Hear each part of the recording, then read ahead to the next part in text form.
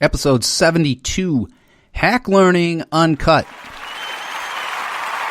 Yes, we cheer because it's Friday.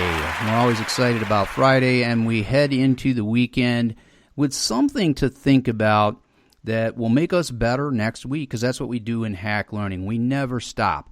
So today, I'm going to change things up a little bit. Typically in Hack Learning Uncut, well, we always remain unedited, unabridged, uncensored. Typically, it's just me sort of ranting. But today, I'm joined by a special guest. Connie Hamilton is a longtime educator, curriculum director, superstar on Twitter, runs chats, moderates chats. She is also the co-author of the new Hack Learning book, Hacking Homework, 10 Strategies That Inspire Learning Outside the Classroom. So I thought on this uncut version of the Hack Learning podcast, we would take some time to talk about independent learning, which is really embedded in hacking homework. We think of homework as that traditional stuff, the workbooks, the textbooks, the worksheets that go home, the copying things over and over, a lot of stuff that kids hate. What we really want is for kids to get excited about learning. So we brought Connie on to talk about how we can get from the traditional homework to something that kids would be inspired to do on their own. We want them to say, hey, I want to continue learning. Connie Hamilton, welcome to Hack Learning and Hack Learning Uncut.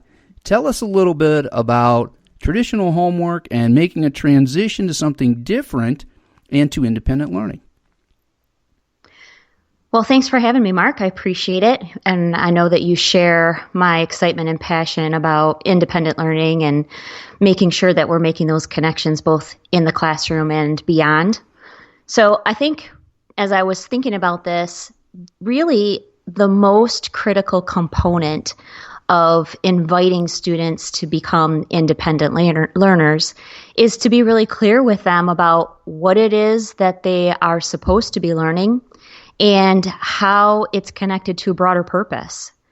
What we want to do is make the shift from, I'm doing this assignment because my teacher said I need to, and I'm going to turn it into him or her and get a grade, to this is what I'm learning, and this venue or this activity or this project or this process is helping me to solidify that learning. And I think that really kind of puts it in a box and puts a bow on it for us. Yeah, so you're saying that if we do something different in class first, that might then lead to kids going home and saying, I want to do something else that's connected back to this lesson, because that's really not how we do homework at all right now. So I love what I'm hearing, and I want to make sure that I and our listeners really know how to get there. So in that what you can do tomorrow tradition of hack learning, which there's so much of in the new hacking homework, tell us, let's start with one thing. Maybe we'll do two. Give us one thing that a teacher could do if they went into school tomorrow and said, boy, I want to make this shift away from traditional homework and get kids excited to do things on their own outside of class. What would I do? Give me something that can get me started right away. Well, let's say, for example, you're learning about closed circuits. And what you're communicating to students very often begins the lesson with, okay, boys and girls, ladies and gentlemen, this is what we're going to do today. So in what you can do tomorrow as a teacher is change the way that you introduce the lesson to begin with, to say, this is what we're going to be learning today. So what that might look like is, what we're going to do is we're going to look at our circuit board that we got from our science kits, and we're going to make the light bulb turn on. But what we're learning today is what are the components that are necessary to complete a circuit. And at the completion of that lesson, if students have a really clear understanding of what they've learned, not just this really super cool activity that we did, then they will be able to go home and have conversations about where are there closed circuits that exist in the home. Maybe Uncle Joe is building a shed and is putting a light in the shed, and now there's something that I can make a connection to because I understand what I learned about closed circuits, not just we did this fun activity in class. Oh, fantastic. I hear real world connection. That's such a trendy thing in education. We talk about real world. And oftentimes, when we say that, it's not something that's truly happening. I hear educators often or I read their work on social media or on a blog, and they say, make these real-world connections. And I say, well, really, where are these real-world connections? They're certainly not on a worksheet or in a workbook or a textbook. But what you're saying is, I get kids to think about something in school. I get them that we start to get our hands dirty a little bit. We're working in class.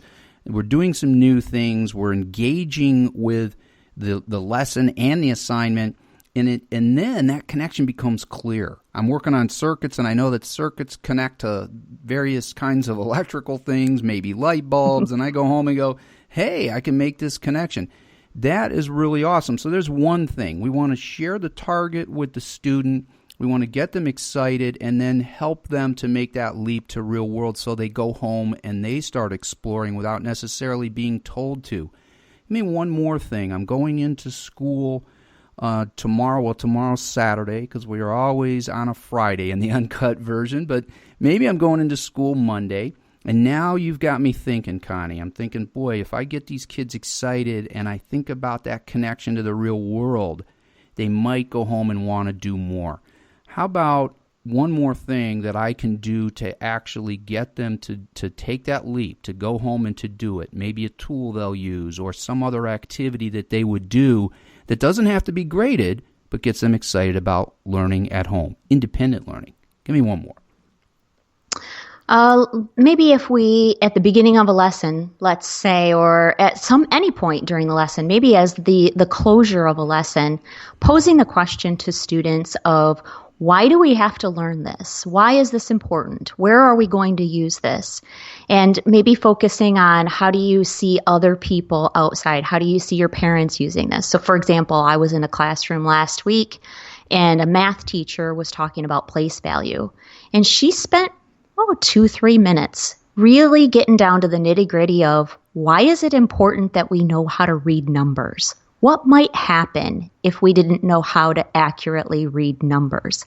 And kids had a riot with talking about scenarios and what might happen if they didn't know how to read a price tag, or they didn't know their parents didn't know how to pay their bills and they paid the wrong amount, or if they went to the bank and they asked for a certain amount of money and the teller couldn't read the numbers, what could happen? And so making the connection, once again, just to the broader purpose, but then challenging students to have that conversation and dialogue with their parents and look for additional opportunities to extend the learning that they had in class and apply it to a variety of different ways. Then when you come back the next day, just spark that conversation. Allow them to have a couple of minutes to connect to some things that they reflected on, that they discovered, conversations they had with their parents, to say, yes, and here are some other ways that what we learned yesterday is going to help me in life. Oh, Connie Hamilton, I didn't hear anything about take this sheet home and fill in blanks and it's going to be worth 10 points, or if you do this, it'll be an extra whatever or a grade.